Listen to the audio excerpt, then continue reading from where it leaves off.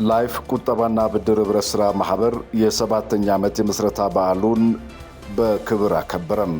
ላይፍ ቁጠባና ብድር ህብረት ሥራ ማህበር ከተመሰረተበት ጊዜ ጀምሮ ያካሄደውን የ7 ዓመታት የሥራ ጉዞ በክብር ለመዘከር የሚያስችል የምስረታ በዓል በጁፒተር ሆቴል አካሂዷል። ዝግጅቱ የህብረቱን የሥራ አመራሮች፣ አባላት፣ ሰራተኞችና እንግዶች ባሳተፈ መልኩ በድምቀት ተከናውኗል። በበዓሉ ላይ የማህበሩ ሥራ አስኪያጅ አቶ ዮሐንስ ምሩጽ ባሳለፉት 7 ዓመታት የተመዘገቡትን ቁልፍ ስኬቶች በመገምገም የማህበሩን የቀጣይ እድገት እቅዶች አስታውቀዋል።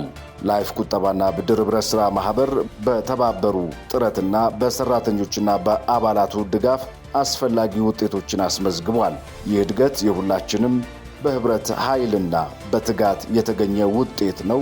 ወደፊትም በተሻለ አገልግሎትና በአዲስ እቅዶች ተወዳዳሪነታችንን እናጠናክራለን ሲሉ ተደምጠዋል።